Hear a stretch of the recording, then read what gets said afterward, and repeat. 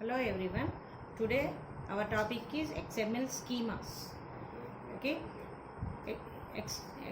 First, this is the introduction which belongs to the XML. XML is the Extensible Markup Language which is used to describe the data. By the HTML we define the elements, tags, but here we can display the data in the HTML only. By in the XML we can describe the data. The basic unit XML document is the basic unit in the XML information, which is the composition of the elements and other markup languages, and it contains the many varieties of data, and it is used to in many aspects in the web development, and it separates the data from the presentation, does not carry any information how it is to be displayed it can be used in different presentations. And now we have to know about the schemas. XML schema is also known as the XSD, XML schema definition, which describes the structure of an XML document, and which it also defines the elements, attributes and data types. It supports the namespaces. Namespaces is used to avoid the name conflicts, and if schema is the similar to the database schema that describes the data in the database, but XML schemas describes the data in the XML, which also defines the default and fixed values for the elements and attributes. And one of the greatest strength of XML schema is which supports the data types. It allows with the help of schemas it is easier to describe allowable document content, validate the correctness of data, and data facets. Data facets means restrictions on the data, and we can also define the patterns, that is the data formats, and conversion between the different data types. That is we can easily convert the data between different data types.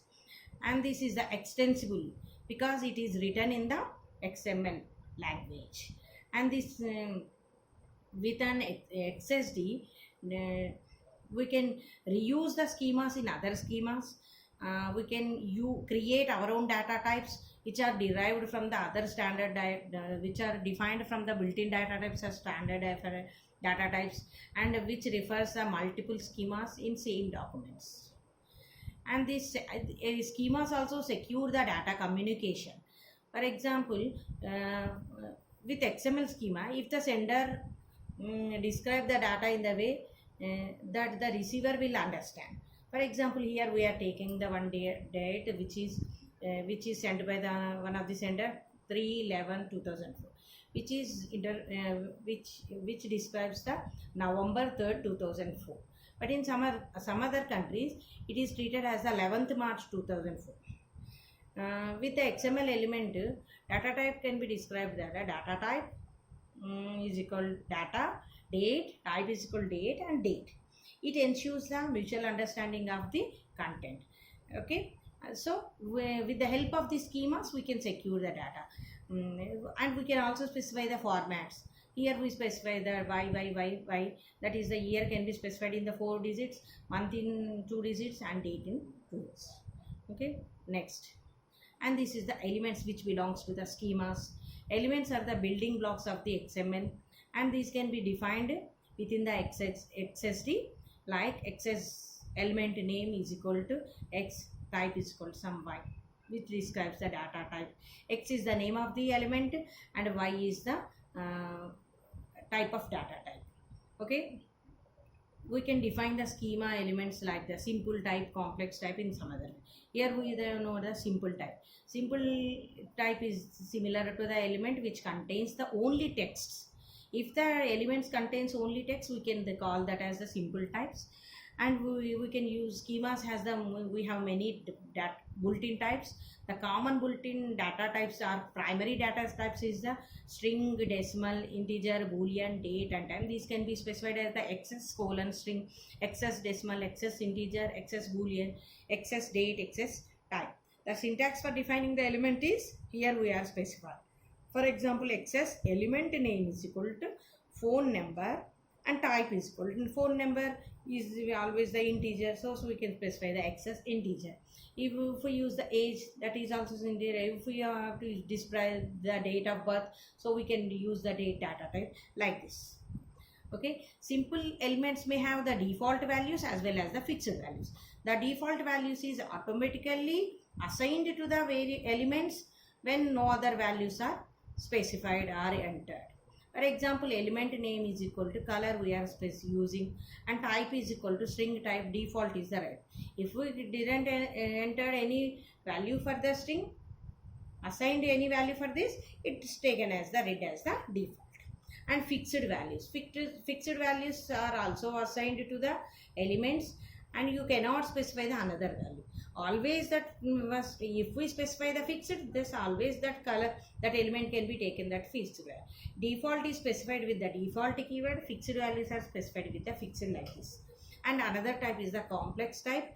Complex type is the container for other element definitions. For example, here we are specifying the address type, which contains the name, city, phone number, and etc. Okay, and this is specifying the complex type, excess complex type. And sequence. Sequence means in the same order we can specify. Excess sequence, element name is equal to name, which has the text, so we are specifying the string type. City, which also the text, so we are specifying the string type. Phone number, we are specifying the integer type. Okay, in the here example, address element consists different child elements, that is the name, the three elements, that is the name, city, phone. Then so we are defining this here address as the complex type. And another is the global type. Global type defines a single type in our document, which can be used by all other references. Suppose to generalize, for example, the person and company for different addresses of the company. Different persons, different companies, but the same address. In such cases, we can define general type like this. The element name is equal to address type, that is the complex type. Complex type means it can consist of any number of child elements. And okay, here we can use the name and company, closed complex type. Now let us use this type as like here element name address 1. In the before slide, we are specifying the address, that is the complex type. Here we are using the address 1, address 2, address 3, which are as the address type. Here we are specified the element name, and here we specified this is the address type, which is specified in the previous slide. That is the element name, address, phone number. These address and phone numbers are like the address type, complex type. Okay, instead of having the defining the name and company again and again, we are specifying the address 1, address 2 like this. Okay, this is the single definition. And this is the attributes. The attributes are the simple types which are defined with the elements. Okay, simple elements cannot have the attributes, but complex elements, other type of elements can have the attributes. Okay, if an element consists the attributes, that is called the complex type. Okay, the syntax for specifying this is the XS attribute name and name of the attribute and type. Here X is the name of the attribute and YY specifies the data type which holds the name attribute. Okay, attribute name is equal to lang, which is type the string type. And attributes also may have the default values, and fixed values can also be specified. Default values automatically assigned when attribute cannot assign any value or no other values are specified. Okay, this can be specified with the help of default keyword. And fixed values are automatically assigned to the attribute, and we cannot specify any other values. Okay, always that if we specify the fixed value, always that attribute consists of fixed value only. Okay, and we have the another type of attribute. We have the optional and required attributes also. Attributes are optional by default. To specify that attributes is required, we have to use the use keyword. In the syntax like this, the XS attribute name lang type is string use required. Use is equal to required. This use attribute specifies that those are the required attributes. Okay, and restrictions on the attributes. Okay, and elements. This is also known as the facets. Okay, the acceptable values can be specified. Some of the restrictions here I am specifying XML elements. The restrictions on the XML are also known as the facets. For example, restrictions on values. If we have to specify the age cannot be lower than 0 or greater than 1, that is in between, age must be the in between 0 and 120. So we specify this as the simple type, and restriction base is used, that is the integer, and minimum inclusive is value is the 0 and maximum exclusive 1. So we have specifying the range in between. The age range is the 0 and 100, and restriction is closed excess restriction. Okay, here base indicates the which type of data you are using, that is the integer. So we are specifying the base as the excess integer, and simple type closed. Next, restrictions on set of value, some group of values. Okay, we would use the enumeration constancy in this system. The acceptable set of values can be specified. If we want to define for the element car, different cars, for example Audi, Golf, BMW, just like that. Here element name is the car and simple type, and restriction base is the car holds the values as string. So excess string. Enumeration can be used when we have to specify the set of values. Okay, that value is the Audi, the another value is Golf, and only these values can be acceptable for this car. Okay, this is the restriction on the values, set of values, and restrictions on series of values. Which type of the limit on the content series of numbers or letters can also be used. For this we would use the pattern constraint. For the pattern, if for example here I am spacing acceptable value is only 1 and the lowercase letters only from A to Z. Okay, we can use the restriction, element name is the letter, simple type, restriction base is the string, and here we use the pattern. So we are specifying the pattern value and small a to small z. Only acceptable letters is the A to Z and close. If we want and other restrictions, if we want to accept the value 3 letters, and that must be the lowercase or uppercase and only the A to Z. So this can be specified as this is for one value and this is 3 values. So we are specifying the 3 either lowercase or uppercase. So we are specifying like this. The acceptable value is 0 or more occurrences. In those situations we can indicate the star. Okay, the acceptable value 1 or more pairs of letters. Okay, in those situations either that may be the lowercase or and always the lowercase letter followed by uppercase. For example, this S stop. So S is the small and will be validated. On these stop these cannot be allowed. For this we can specify the small a to z and within the square brackets capital A to Z. Either you can use this, always start with the small alphabet and the capital alphabet.